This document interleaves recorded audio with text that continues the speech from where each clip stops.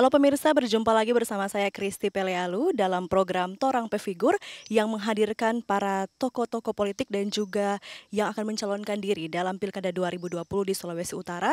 Dan saat ini saya sudah bersama dengan salah satu calon yang akan maju dalam Pilkada Kabupaten Minahasa Utara dengan Pak Jone Ganda, calon Bupati Minahasa Utara 2020. Halo Pak, apa kabar?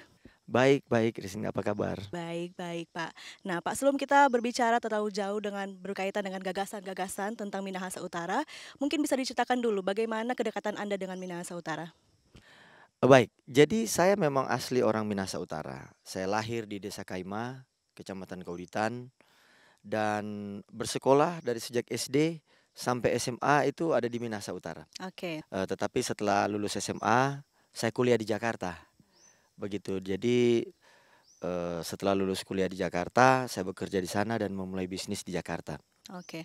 Berarti memang asli orang Minahasa Ya, Utara saya begitu asli ya? orang Minahasa Utara. Oke. Nah, kenapa kembali tertarik untuk kan Bapak sebelumnya adalah pengusaha, kemudian kenapa tertarik untuk menjadi politisi begitu, Pak? Baik, jadi begini, memang setiap tahun itu selalu saya balik ke Minahasa Utara, baik dalam rangka Natalan atau kita ya pengen lihat orang tua karena eh, keinginan untuk selalu berada di Minahasa Utara itu kalau kita berada di luar daerah selalu ingin untuk pulang kampung, lihat situasi di kampung, bertemu dengan keluarga, bertemu dengan orang tua. Jadi pada saat setiap kali datang ke Kabupaten Minahasa Utara ini saya lihat-lihat sudah kurang lebih hampir 17 tahun sepertinya ada perubahan tetapi masih tertinggal dari daerah lain yang ada di yang ada di Sulawesi Utara maupun yang ada di Indonesia. Sehingga ini membuat rasa ingin untuk terpanggil memberi diri berpartisipasi untuk membangun Kabupaten Minahasa Utara. Oke. Nah, awal mulanya ada yang mengajak kah atau seperti apa ceritanya? Oke, jadi memang saya anggota Partai Demokrasi Indonesia Perjuangan. Pada saat itu sempat berbicara dengan Ketua DPD Pak Oli Dondo Kambe, dan disitulah terjalin komunikasi untuk wacana mencalonkan diri menjadi calon bupati di Kabupaten Minahasa Utara. Oke. Jadi ada wejangan-wejangan dari beliau, ada masukan-masukan dari beliau untuk menyampaikan bahwa kita harus memberi diri bagi saudara-saudara kita yang ada di Kabupaten Minahasa Utara. Tuhan sudah memberikan banyak berkat buat saya pribadi dan keluarga.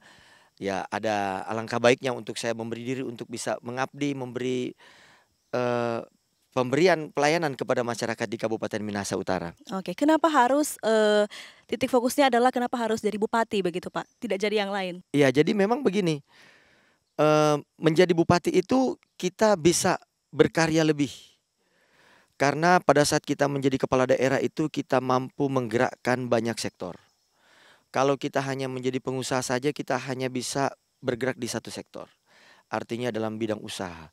Tetapi apabila kita menjadi kepala daerah kita bisa mengayomi banyak sektor. Oke. Kita bisa masuk di dunia pendidikan, kita bisa masuk di dunia pengembangan sumber daya manusia yang lain, kita bisa masuk di dalam bidang pertanian, perkebunan, dan banyak hal yang bisa kita lakukan. Termasuk kita bisa memperbaiki tatanan good governance. Ya, jadi banyak yang bisa kita lakukan dan pemerintah itu memiliki otoritas untuk bisa berbuat banyak dalam kita membangun atau mengembangkan ke Kabupaten Minahasa Utara. Oke, yang Anda bawa sebagai pengusaha sehingga, yakin begitu dengan Anda menjadi bupati ini dengan, background pengusaha bisa diterima masyarakat itu apa, Pak? Oke, jadi begini, pengusaha itu memiliki mental yang luar biasa. Ya, pengusaha itu pantang mundur. Ya. Kalau ada istilah guyon ya, mereka bilang pengusaha itu memiliki 9 nyawa. Artinya pengusaha itu tidak mudah menyerah. Dia gagal, dia bangkit lagi, gagal bangkit lagi. Nah, semangat mudah tidak pantang menyerah ini menjadi modal untuk kita bisa memberi diri membangun Kabupaten Minahasa Utara. Karena membangun, mengelola tatanan masyarakat, mengelola tata pemerintahan itu tidak mudah. Nah, kita harus memiliki semangat juang yang tinggi, kita harus memiliki spirit dan keinginan hati untuk memberi diri. Karena kalau kita hanya mengejar sesuatu target materi, itu saya rasa tidak menjadi hal yang utama. Karena kalau dari sisi materi kita bisa, dari sebagai pengusaha kita udah bisa memenuhi.